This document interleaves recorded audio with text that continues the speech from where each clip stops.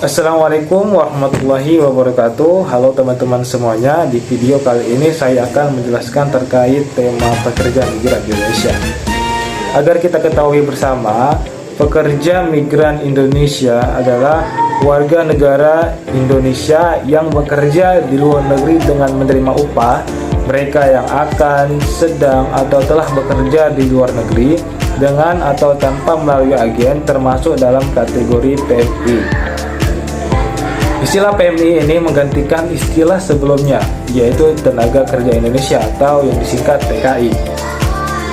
Dasar hukum dari PMI ini ialah terdapat dalam Undang-Undang Nomor 18 Tahun 2017 tentang Perlindungan Pekerja Migran Indonesia, dan lebih lanjut diatur juga di Peraturan Pemerintah Nomor 59 Tahun 2021 tentang Pelaksanaan Perlindungan Pekerja Migran Indonesia.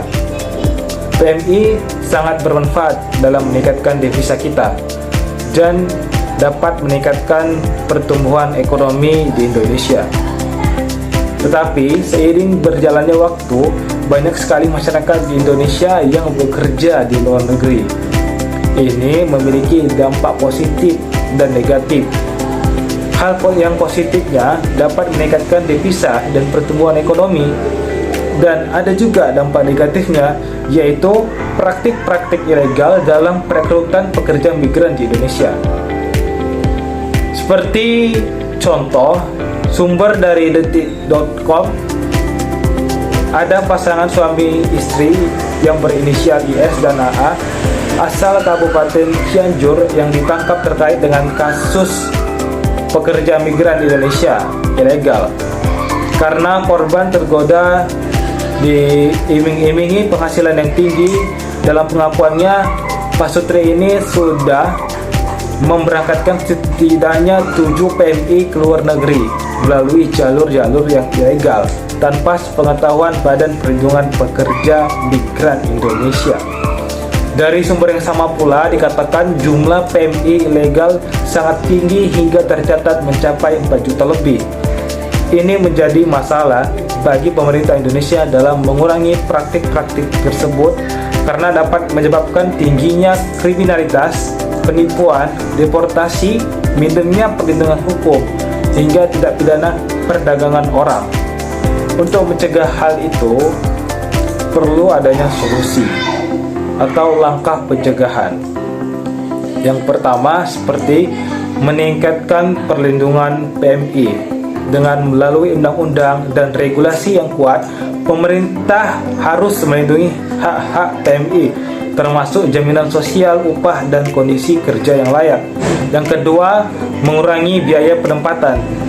Pemerintah harus menekan biaya penempatan PMI agar lebih terjangkau dan tidak membebani PMI itu sendiri. Dan yang ketiga, meningkatkan pelatihan dan juga keterampilan. PMI harus diberikan pelatihan dan keterampilan yang sesuai dengan kebutuhan pasar kerja di negara tujuan. Yang keempat, mengatasi permasalahan hukum dan regulasi yang ada. Pemerintah harus membuat aturan yang lebih jelas dan transparan terkait dengan migrasi PMI. Yang kelima, meningkatkan advokasi dan jaminan hukum.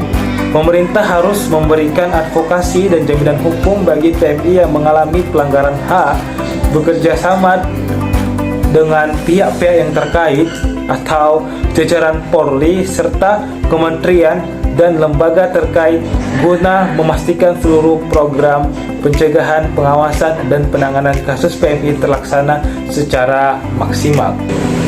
Dengan melakukan langkah-langkah tersebut, diharapkan pemerintah dapat mengurangi kerugian PMI bagi negara Indonesia dan memastikan bahwa PMI dapat bekerja di luar negeri dengan aman dan nyaman.